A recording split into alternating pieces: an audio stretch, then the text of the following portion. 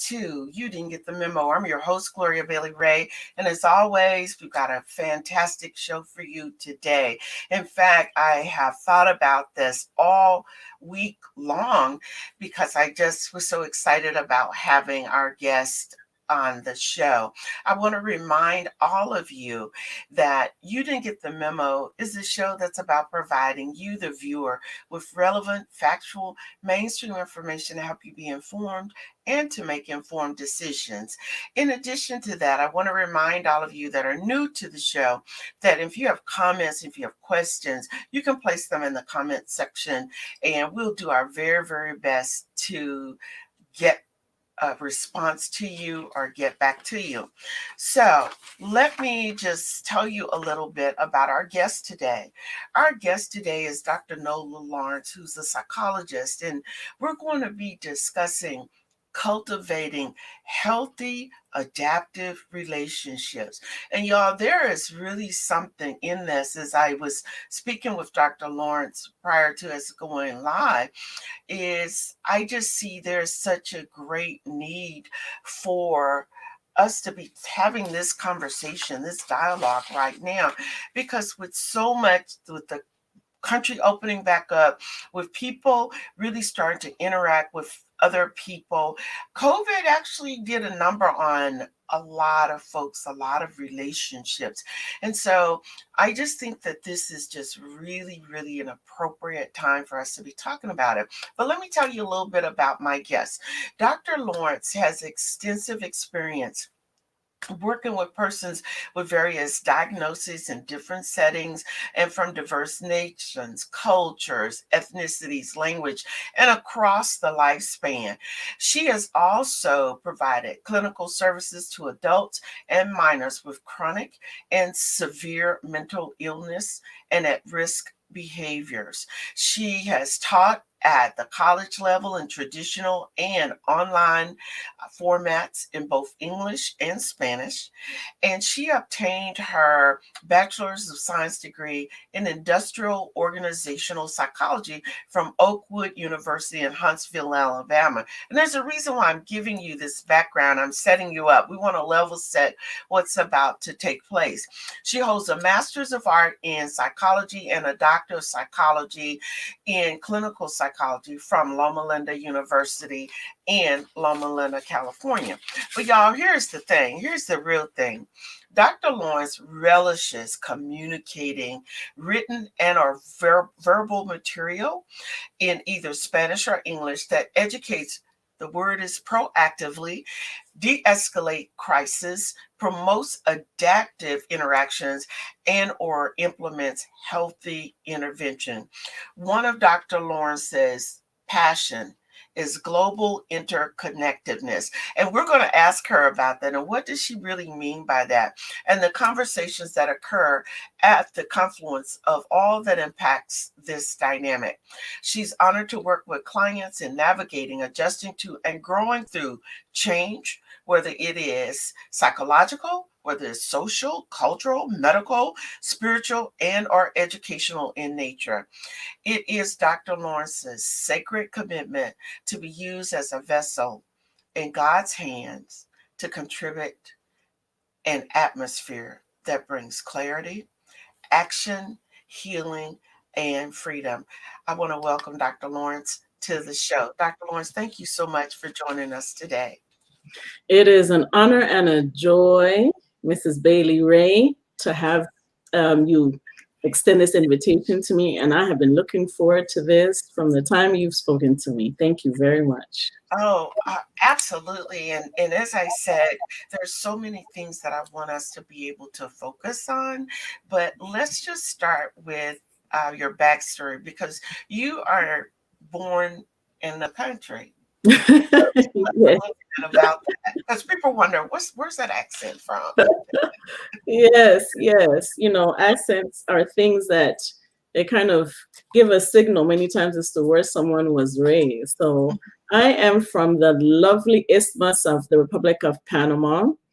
And in my family, I would say that we're also multinational in the Caribbean region. So there are 3 language groups from the Caribbean region in my family. That contributes to the accent that you hear, not just one, but a few.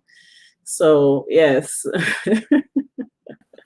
Okay. So I gave this, I know it's for some people, they probably say this is a long introduction, but as I said, I wanted to level set and really talk about and give some background in terms of your training and what you've been doing. Because when we talk about this topic, healthy, cultivating healthy adaptive relationships, before we went live, one of the things I was saying to you is how I have just noticed there is so much on social media that, as much as people say that I'm not fussing, I don't mean anything by it, but you're still, throwing out things that I just think that there is a better way to handle it. And when I think about cultivating a healthy, adaptive relationships, there are just so many things I personally feel, and you can tell me your thought about it. I just don't think that it really needs to be on Facebook, even if you're not saying it, because people read those things, they read things into them, and it may not have been meant for you, but it can take on a whole nother level. And that's why I wanted to just hear your take on how we really need to be dealing and developing and cultivating these healthy relationships. And so when we talk about that, I wanted to just start with the fact of your journey to becoming a psychologist, because there was something that happened or triggered it that made you say, you know what, this is the career path that I am choosing. So as we delve into this particular topic, what was it about becoming a psychologist that made you wanted to follow that particular career path? That's a really good question, and the answer has so many pieces to it. But before we get into that, I just would like to just share this is a conversation that we'll be having. And for anyone who has any specific questions or concerns about what experiences they may be going through, this is not meant to be therapy. So this is more informational, a conversation that's informational. That's the purpose. That's the objective for us today. We're going to talk about certain principles. And at the end, I will provide information for those of you who are seeking treatment in your various areas, or just general numbers and guiding principles for you to be able to do that. So to answer the question, how did I even choose psychology? Interestingly enough, my first interest was not psychology, it was teaching. I had an amazing set of teachers growing up, elementary, junior high, and high school, and I really wanted to fashion myself after them. But one of the things that was consistent for me as I was growing up is the fact that people would talk to me about their problems. People my age. And then when I went to college, it was the first time an adult sat down and told me about a very serious situation. They'd gone through a divorce and they still wanted to be with their spouse, with their ex-spouse. And so I started getting the message. I believe that God led me to this. I started getting the message that this is an area that I should go into, psychology. And as you read, Miss Bailey Ray, I didn't go into clinical psychology. I was going to do industrial organizational psychology, which has more to do in the business setting. It has a mix also of engineering in it. I had no plans to sit down and talk to people about their problems whatsoever.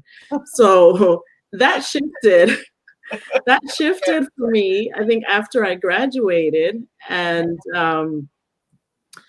through a series of events, I realized that I really wanted to be able to be there in that very sacred space with people as they grew and developed into health, adaptive behaviors. And adaptive is jargon. In essence, what it means is having the healthiest skills that will move you towards growing and developing, as opposed to what is maladaptive, which is unhealthy skills that, of course, go in the opposite direction.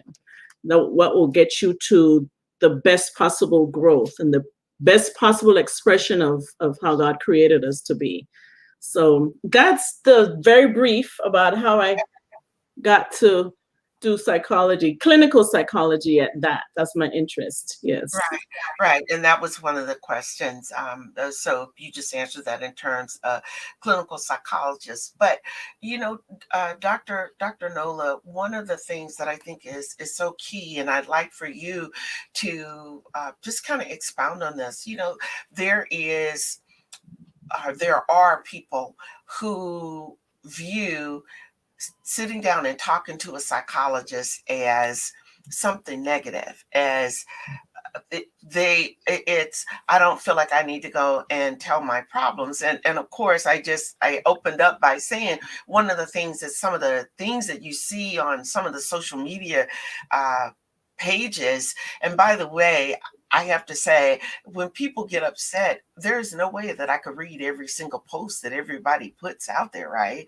And Right. so there's got to be a way to handle that. And I also think that there's something else going on, that people feel the need to kind of air their laundry, so to speak. And sometimes it's their dirty laundry on social media rather than coming to see a psychologist. So what do you think is is that hang up that some people have about coming and sitting down and talking with someone who's trained to help them to or guide them into a path that is, in my opinion, wholeness. That's a Wholeness. That's a word. beautiful concept. Yeah. I think it's multi-factored. First of all, a lot of us were raised with the concept of not sharing anything outside of your own family structure, sometimes not even outside of your household, to the other members, the extended members in your family. So that plays a great part in it. And also, several of us have had the experience of having shared very personal things and then having been betrayed. And I think inherently as humans, we have a need to kind of, cover up. It doesn't seem that way sometimes, but we have a need to kind of present the best. This is my best. No one knows that, underneath this may be torn or that may be broken. And we don't want anyone to see that side of ourselves. We don't want to present ourselves in any vulnerable way, least of all with a total stranger. But oftentimes the analogy that I use is, if you're going to build a house, you're not going to build it yourself if you've not had that experience. You're going to seek someone out that will help in that process. God gives us various tools, and some people are gifted in carpentry. Some people are gifted in terms of what's going on with the systems in the human body. There are some of us that are gifted in the processes of human interaction, mind, behavior, and those processes, and which is what any mental health professional would be trained in as well. And there are principles, guiding principles that we're taught. Oftentimes also, for many of us that have various belief systems, say, for example, Christianity is like, well, all I need is the Bible. And, the Bible is sufficient. And the thing is that the Bible points us to various tools to receive the help and the support that we need. And so you wouldn't break your bone and then just sit with it. You wouldn't break your bone and someone who doesn't know how to set the bone back, you wouldn't go to them, or you would not try to take care of it yourself. I think is a similar concept. But I think it comes from that sense of being vulnerable and not wanting to expose yourself, feeling like you have the answers, not having the insight, and we'll talk about insight in a hot second, not having the insight to be able to say, you know what, this is an area that's a problem for me, and I don't really know, and being willing to say, I don't really know how to deal with it. And insight, in essence, in layman's terms, is having the ability to look at a situation and see how it could unfold in the future. Oftentimes, we know teenagers do not have insight. They take risks, and you're like, did you think about it? And they're like, no, I didn't really think about. Many of us don't have insight about our emotional lives, about our behaviors. We do them, well, that's how I am. But there's a need, I think, for us to understand that our behaviors and our thought processes, they have an unfolding. And to become aware of that, we need the support. Just like you need your bone to be set, you need the support. Yeah, and you touched on a number of really interesting and key words: trust, Mhm. Growing up, I know for me, that was one of the things. I was raised in a household where you don't talk about anything Yeah. outside these doors to Right. anybody, right? Yeah. People, you're taught to learn to suffer in silence. And Yeah. I think that we've seen that shift, but there's still a lot of people that are hesitant to open up because people don't want other people to know that they're broken. And, Right. sometimes things that are broken, that's a good thing because you have an opportunity to reset it and to fix Yes. it right. And when I think about what you were just saying, it is very true. And I really and truly hope that people who are tuned in will understand there is absolutely nothing wrong with seeking the support and the aid of someone who has been trained, who can give me that guidance and help me get onto the right track. And I really do believe COVID exposed so much Yes. of that. And, a lot of times people didn't even know that this person was like that.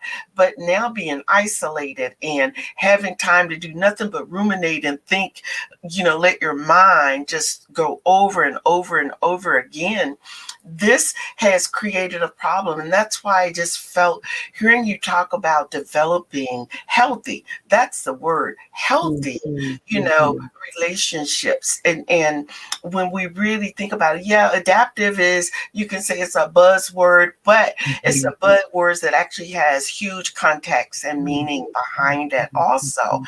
So I thank you for really expounding and speaking on it in that particular manner, because I know that there are people that are watching. And by the way, Mhm. I think it's important for us also to say that what you say to your therapist, it stays there. See, people Yes. have been hurt by sharing other things with other Yes. people, Yes. personal things. And then I always say, when you tell one person, that person got another friend. So they tell that person and that person. And so to honor, there's not an honor system there. And Mhm. people tend to not think about how they could be hurting or damaging someone. And that is not the case when you are sitting down and you're talking to a psychologist or Mhm. psychiatrist. But Mhm. these are people who are trained to hold very sacred those things that you are talking to them about. And yeah, Yes. look, I'll stop there and say, did I get that right? No, no, you absolutely did. You absolutely did. And I mean, you made that point. You hit the bullseye on that point. And I would like to further support that and say, not only is it our training, as in what theories you may learn, but there are ethical guidelines that we actually need to follow. And if we do not follow them, there could be penalties. When we are providing mental health services, let's say those mental health services are also provided in a facility that also provides medical services. Do you know that there are two separate chart systems? That's how serious it is. Your information is separate from your medical chart.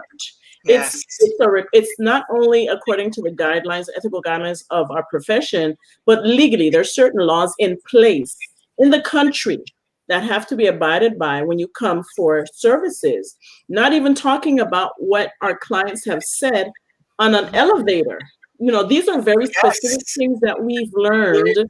And if anyone is in any type of violation, there could be some very serious consequences. On top of that, I want to also add that if there is um, one of the things that I think a lot of people struggle with is, well, I know her, she attends my church, or we go to the same whatever civic Yes. organization. So if I know someone, say for example, let's say someone is a very good friend of yours, Miss Bailey Ray, and they're like, oh, I'm going to connect and ask Dr. Nola for services, I would not be able to provide services to them. It's that serious. Because one of the things that we bring to the table, one of our tools is objectivity.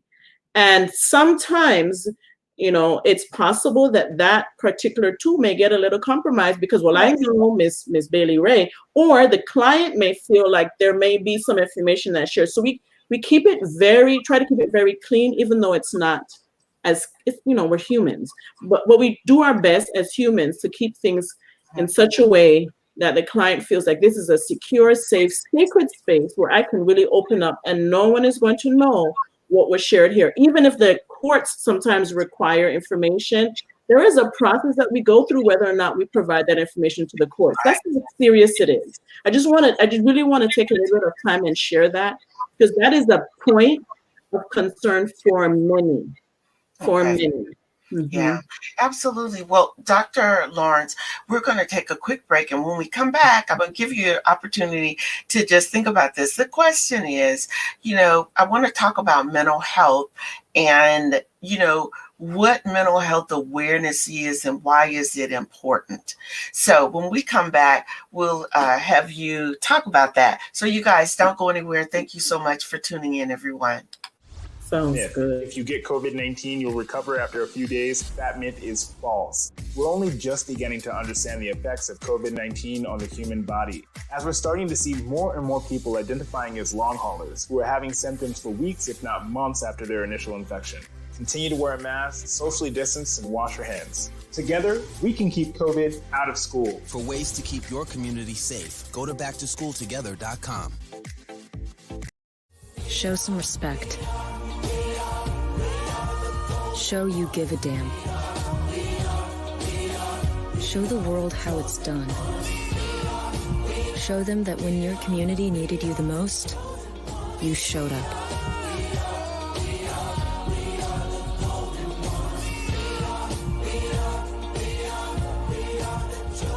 Mask up, America.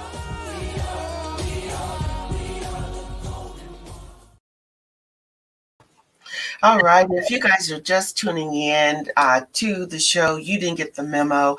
I just have to remind you that every week, it is about bringing guests that will provide you with information that in so many cases it's life-changing. And today is one of those days with my guest, Dr. Nola Lawrence, and we're talking about cultivating healthy, adaptive relationships.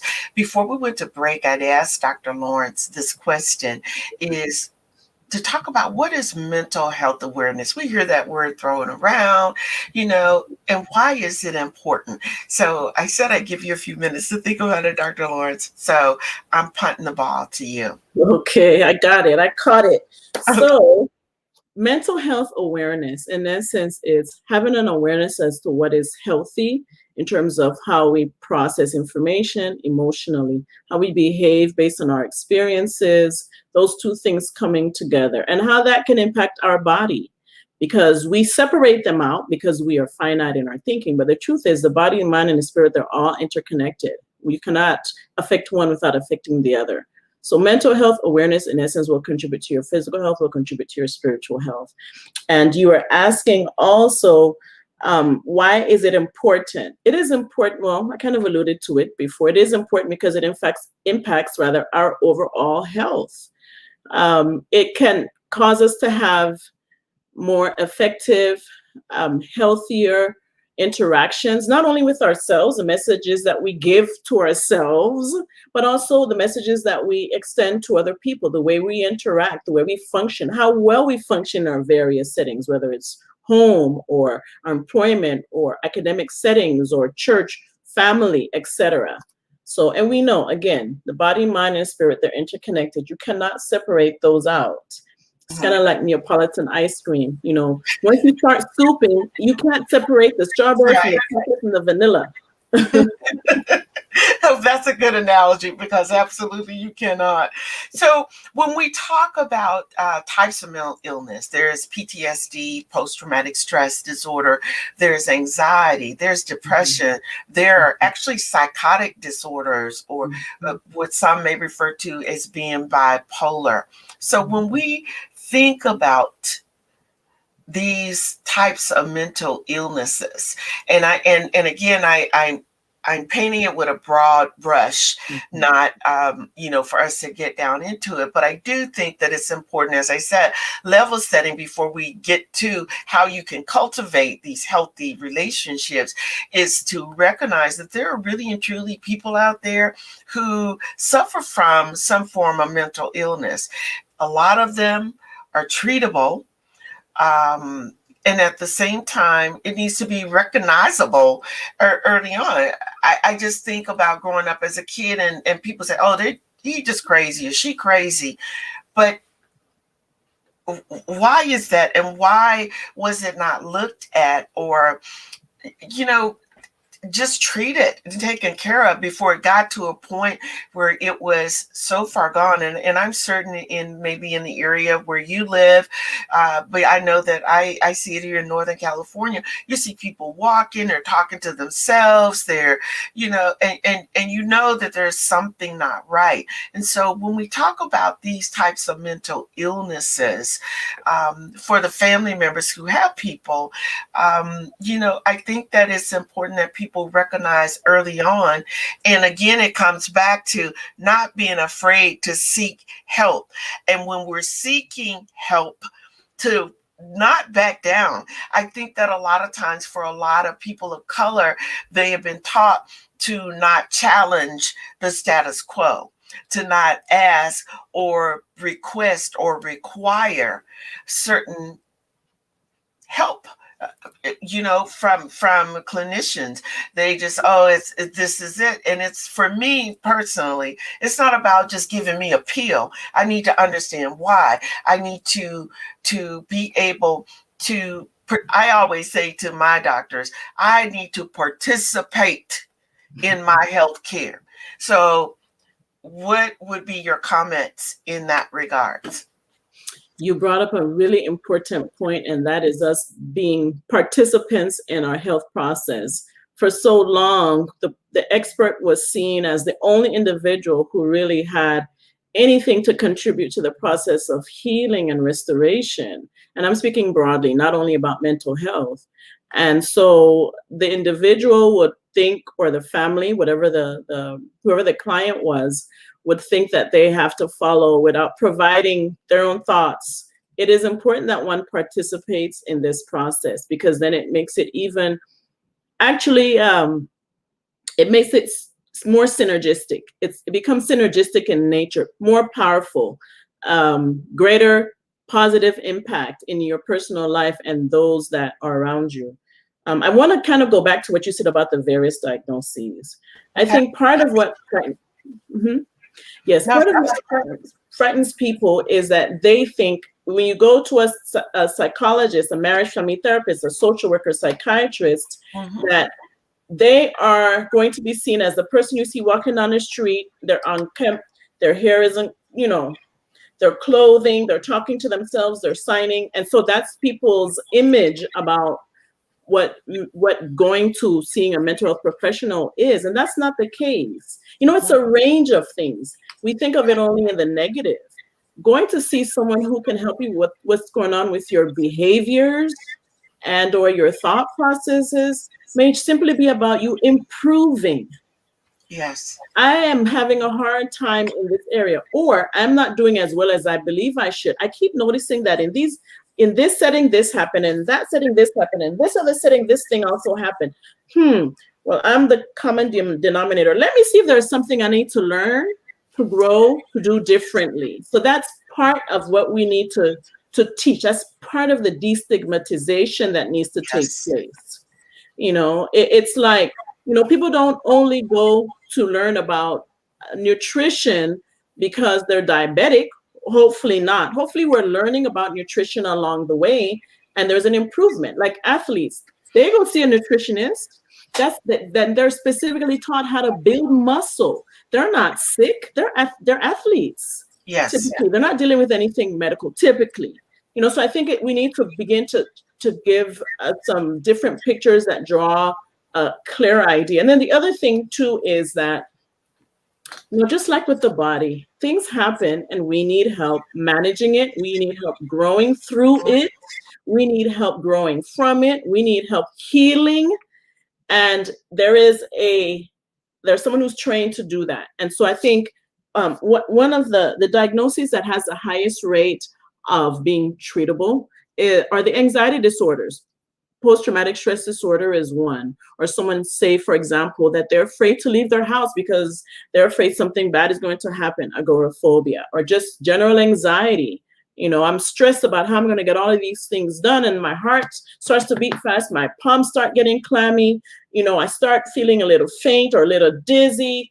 I go to the emergency room because I think I'm having a heart attack. And they're like, no, you don't have a heart attack. You're having an anxiety attack, a panic attack. See, all of those things are indicators many times that our system, physically and emotionally, because again, they're interconnected, is overwhelmed.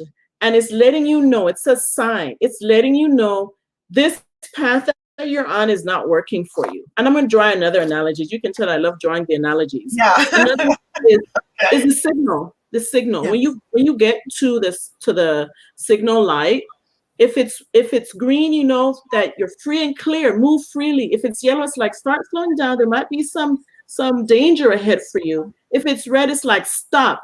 You're in danger. If you continue to move forward, you're going to be in a danger zone. And those types of symptoms are, in essence, they're signals. That's what they are. They're telling you things are great, you're fine, move forward through life. Yellow light, there's some things that are starting to show you that there's some things you should stop and address, because there are some things that highly probable will get worse. Red light, stop. You need to stop and address this. You need to stop and address this. Those are some of the things. And those are great analogies. And I would like to say that a lot of times for us as humans, we ignore. It's not until something you crash and burn.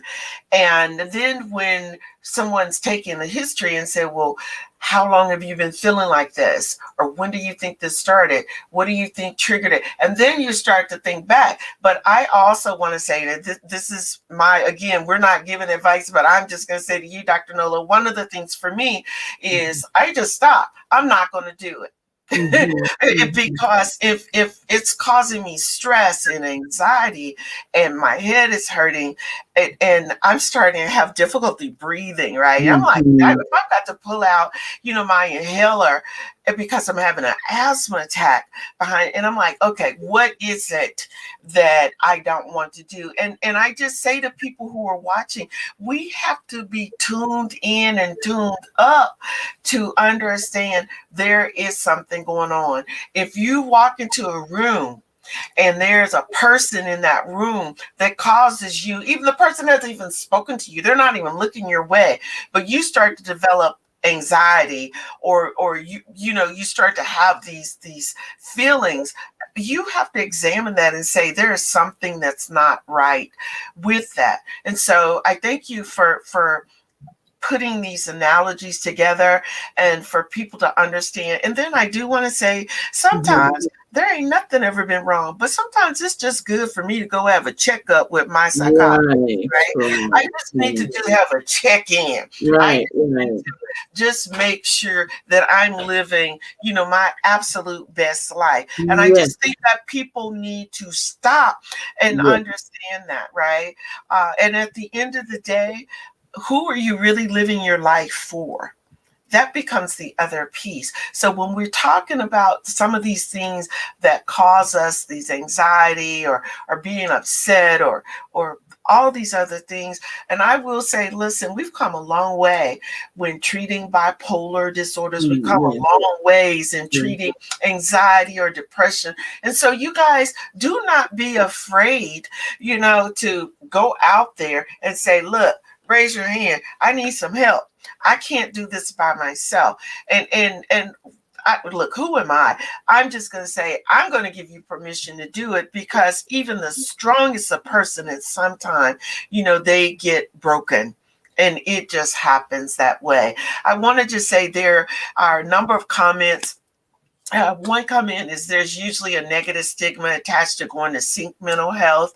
Another one is people should start looking at mental health as a mental checkup. Yes, the same way you go to see your doctor for a physical. And people are saying so true. And one comment earlier on was that they totally agree with confidentiality. There is no blurred lines. And so I want people to feel good, feel great about seeking and taking care of themselves. And the older we get, maybe we understand that, but we need to also look at some of our family members, our children, our nieces, our nephews, and understand, again, the days are gone of where, is see no evil, hear no evil, speak no evil, and I just keep it all bottled up inside until one day, one little thing triggers it and the dam burst open, yeah. And then what happens? They want to classify you as being crazy, 5150,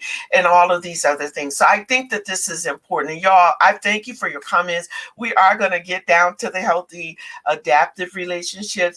But let me just ask you this, Dr. Nola. Can raising awareness around depression help to change the negative narrative or stigma to help people seek the treatment that they so desperately need? Yes,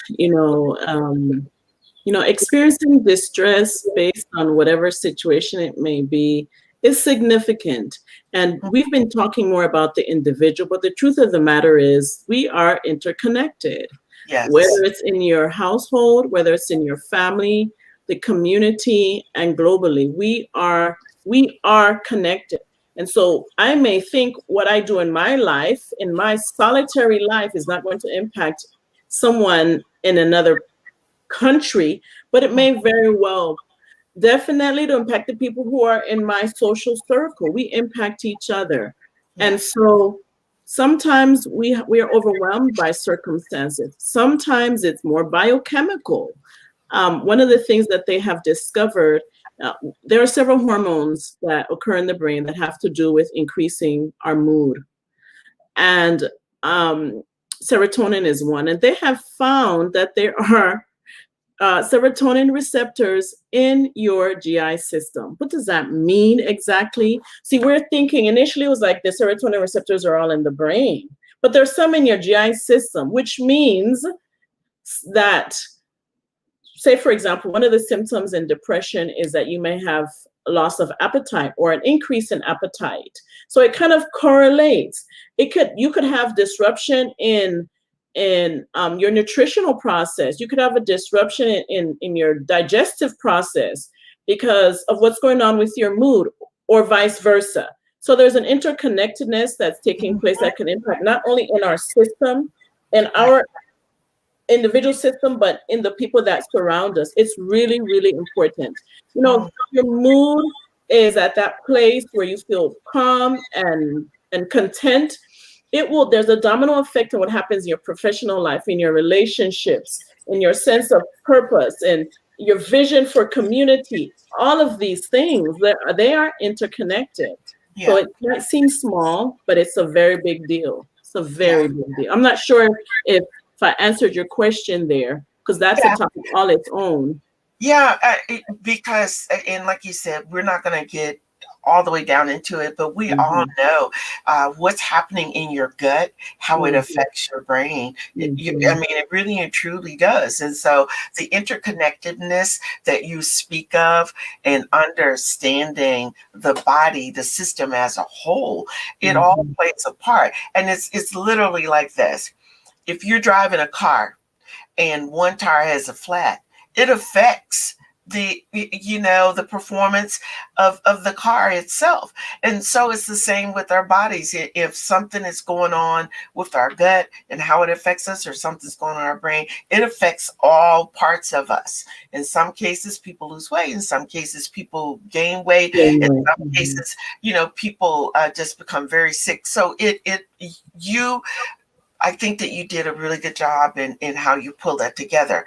But you know what? People, especially our Black and brown, people, they've been traumatized from so much. And I want to just say this. When I say this, see, there is so much that has been brought forward from way back. So you have to understand that history. So for people who don't understand, when I say they've been traumatized from so much, a lot of that trauma has been pushed forward from, their great grandparents or great-great-grandparents or their parents, right? So my question is, how can they be supported in dealing with their personal trauma? Those people who've been traumatized for so much, how can they be supported when it comes to dealing with their own personal traumas? That's an excellent question. So I'm going to go back to the analogy you used about the car that has a flat, but we're going to change it from a flat to a blowout. So that's going to impact that car. But if you're driving on the road, which is typically when we have the blowout, then the cars around you are also potentially impacted. You might veer off, hit another car, that car hits another car, etc. So how we may support an individual is to gently, and when I say gently, sometimes we have I'm going to say it like it is, I don't mince my words, I don't bite my tongue. We're very proud of that. And that's a value. I hold that value very sacred as well. But if in your message to the person, all they hear is, they're not going to get the idea that you care about them. They're not going to get the idea that you love them. They're not going to get the idea that you are really worried that something worse is going to happen to them.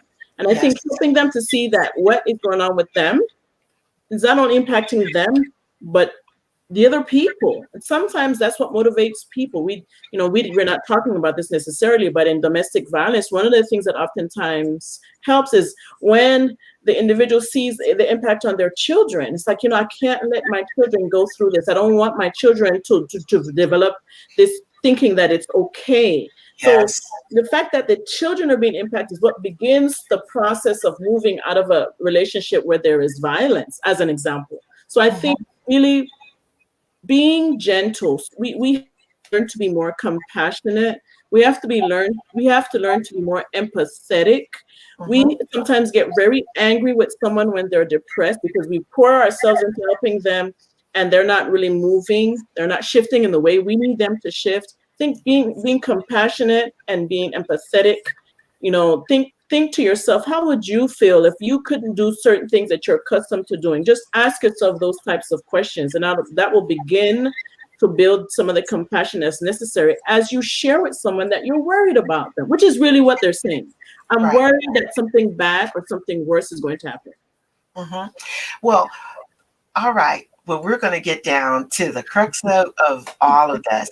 We're going to take a really quick break. And when we come back, we're going to be discussing, first of all, what is meant by cultivating healthy adaptive relationships and how can cultivating healthy adaptive relationships show up for us in society. So you guys don't go anywhere. We'll be right back. This is You Didn't Get the Memo with my host, Dr. Nola Lawrence. We'll be right back. Roll over. When you adopt a shelter pet, you discover all the things that make them unique. And your mother. They're a little bit of a lot of things, but they're all pure love. Thank you for watching the You Didn't Get the Memo show with your inspirational host, Gloria Bailey Ray. It's your contributions that make this happen. To become a sponsor, send an email to youdidn'tgetthememo@gmail.com. That's the letter U, didn't get the memo. If you're not in a space to be a sponsor, but you like what you hear, we simply ask that you support what you like by making a contribution to the show. There are 3 ways to make an online donation. Visit paypal.me/Gloria Bailey Ray or Cash App or Venmo, Gloria Bailey Ray. Give what you can. Your support is appreciated. All right. We have been having a dynamic discussion with my guest, Dr. Nola Lawrence, and we're down to discussing what is meant by cultivating healthy adaptive relationships and how can cultivating these healthy adaptive relationships show up for us in society. Tell us what that looks like. So I gave you 2 or 3 different things in one, but we'll start with what do you mean? What do you mean by that? I'll pull it together with this concept. Oftentimes we don't really have a clear idea about how we should go about developing relationships. And this is one of the rules that I use. If you find yourself continuing to think about something or talk about something, even though you tell yourself, it doesn't matter, I've forgotten it, the fact that you still think about it you're spending time thinking about it, you're spending time talking about it, lets you know that that's something that needs to be addressed. So the first step in cultivating healthy and adaptive relationships, I think is first knowing yourself and knowing yourself well. What are your boundaries? What do you like? What do you appreciate? What don't you like? What don't you appreciate? What is valuable to you? That's the first thing, knowing these things about yourself. Because as you relate with people, then you can then communicate to them appropriately and say, you know what, I really don't like this, or I really love that. I love it when you do that.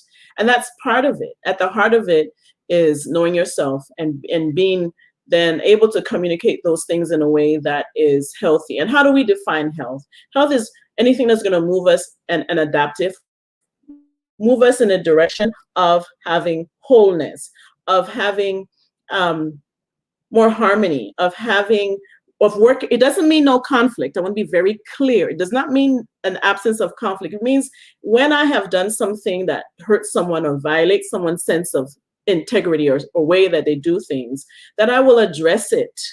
It doesn't mean a lack of conflict. It means that when there is a conflict, I will address it in a way that after we are done communicating, then it doesn't feel like that person's sense of integrity and dignity has been shredded.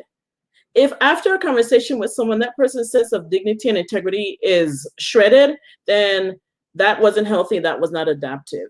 Another thing too, that a third piece also with this is that it is important for us to recognize just how valuable it is, the definition of communication. So in our field, mental health and broadly, communication does not occur until the message intended is a message received, and the onus of responsibility, the one responsible for moving that process along is the one who wants to give the message. So if the message I intended to give is not the one you got, then I have to go back to the drawing board and build the building blocks in sharing what it is I want to share with you, so communication can actually occur.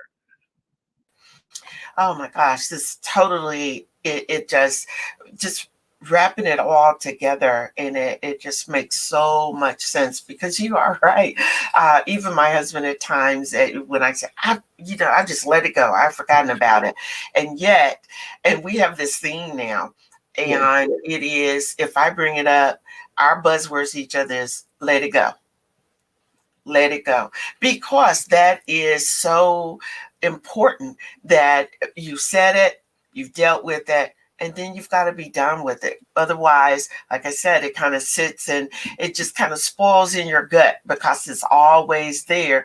And a lot of times people don't realize because they haven't dealt with it, what happens is, let's say someone else or another situation crops up, and it just, as you said, you have a blowout because you really and truly had not put it to rest. You really had not dealt with it. You really hadn't processed it through it.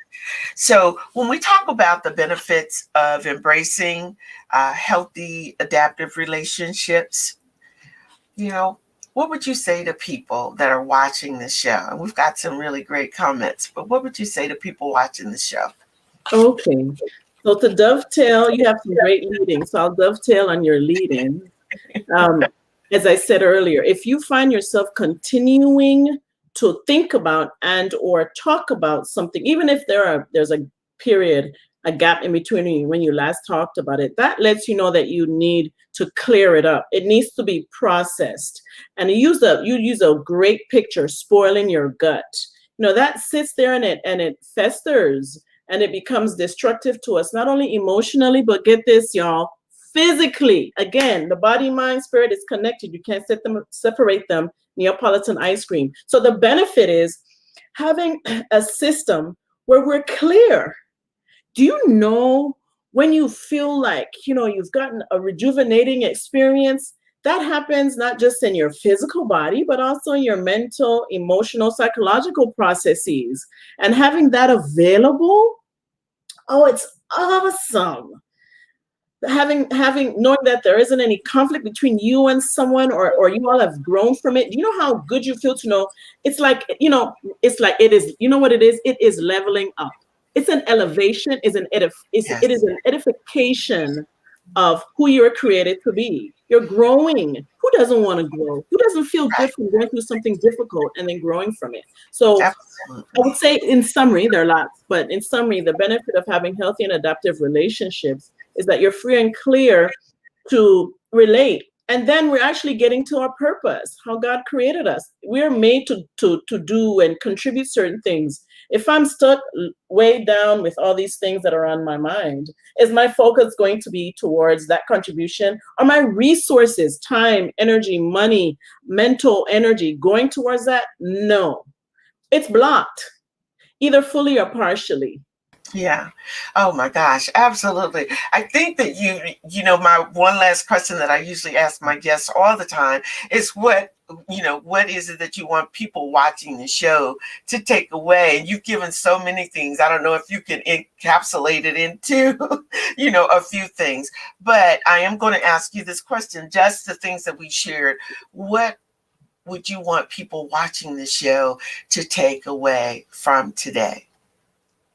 The takeaway is that, one, it is extremely beneficial and rewarding to have relationships that are working in a healthy and adaptive way. It is extremely rewarding, two, to put in the work to learn the skills, because there's skills. It's like picking up a hammer and building a doghouse, as an example. Those are skills. There are skills for having healthy relationships. You can learn it. It's possible. You can do it.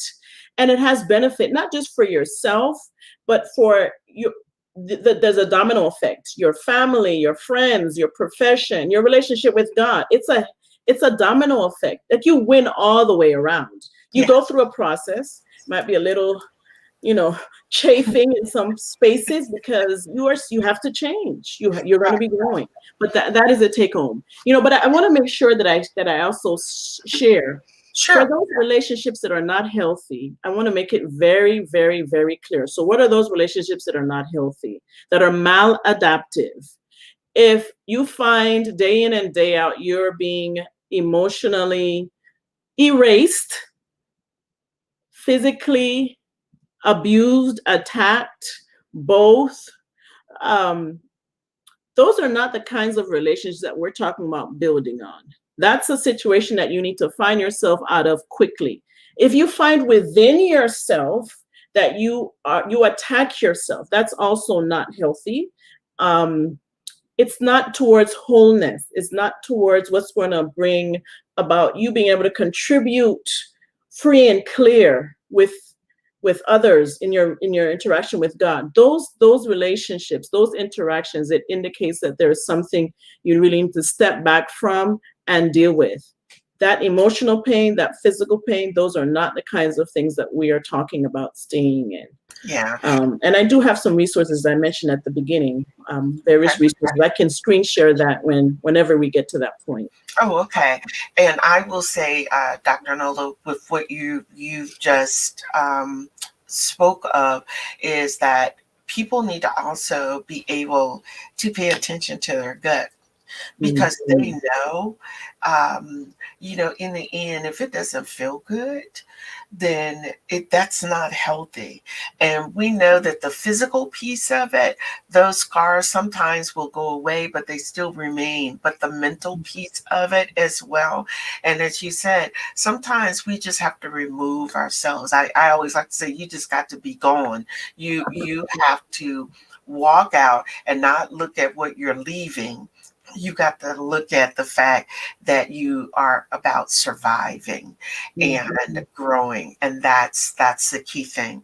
Now, you said that you had some, some things that you like to screen share. So let's see what those are. Absolutely. Okay. So I am going to, this is some information from, this is a Word document, and it has resources for managing crisis. If you find yourself considering ending your life, this is the number to call. National Suicide Prevention Lifeline, 1-800-273-8255. For those who speak Spanish, La Línea Nacional de Prevención del Suicidio, 1-888-628-9454. Also, if you're an individual that you need services for those who are deaf or hearing impaired, that's the number that you would contact. We want to make sure that I just want to leave with you the process. If there's anything that is of concern for you, you feel like, I need to grow in this area, or I'm really struggling in this area, or my loved ones are really struggling in this area, first check with your health insurance. Ask them about for the mental health professionals in your area based on what may be important to you: language, gender preference, belief system. And oftentimes you can do that search with your insurance company online. The other thing too that I think is vital, and I want to leave this with individuals as well. The other thing that's vital is when you go to choose a clinician, you choose it, of course, based on their credentials, but also what are the things that they say that they value, that they can help you work through. And you work through, it takes a little bit of a while sometimes to build that relationship, but it's definitely possible. It's Right. like when you walk in that first day, you should get a sense of how comfortable the person is causing you to feel, whether or not it's a safe space. And you can ask questions that you are unsure about. I just want you to know, I want to empower you for you to be a participant, Mrs. Bailey Ray, in this process as you seek therapy. A participant, yes. Yes, absolutely. Thank you so much for sharing that. I want to say to you, Dr. Nola Lawrence, thank you so much for being on the show. You have imparted a lot of information, and I really and truly pray and hope that viewers who watch this, and by the way, you guys, you can share this particular broadcast. It stays up on my Facebook and YouTube page. You can go back and look and listen to it again, but I really encourage you to do that. To Dr. Lawrence, I'm going to say thank you so much, Dr. Lawrence, for being here on the show. I so appreciate you. I am just humble and honored that you were willing to be a guest on the show. I want to remind all of you to be sure and follow me on all my social media platforms, and mark your calendars, guys, every Tuesday, 5 p.m. Pacific Standard Time. I will always have a dynamic guest. So look, I'm going to give you a heads up that's coming on Tuesday, July 6th. I'm going to have the absolute dynamic Mr. Jasper Smith. He's going to be talking about disrupting generational poverty. And he also has some tips for us about some of those GoFundMe accounts that we kind of see pop up. I want you to be sure and not only lock in, because the following Tuesday, which will be the 18th of July, 13th of July, we're going to have Chef Matt, who's going to be doing some cooking demonstrations, and he's going to be showing you other ways that you can cook and utilize hemp seeds in your cooking. And again, we're going to continue to talk about what those benefits are. I again thank Dr. Nola Lawrence for being on the show, and I just wanted to just send a gentle reminder to all of you guys. Remember to support our efforts by inquiring about our sponsorship packages and opportunities. If you'd like to be a supporter, we can continue to bring you this type of information and make a donation. I want to say, shout out to all of you. I see we had Atlanta in the house. We had Southern California in the house. Look, guys, thank you so much for watching this show. Thank you for your support. As always, I always say this: if you didn't take anything away from today's show, then it's really you who didn't get the memo. Until this time next week, I want you guys to be kind, be safe, pay it forward. And remember this: the quality of your life is determined by the decisions that you make. Guys, peace and blessings to all of you.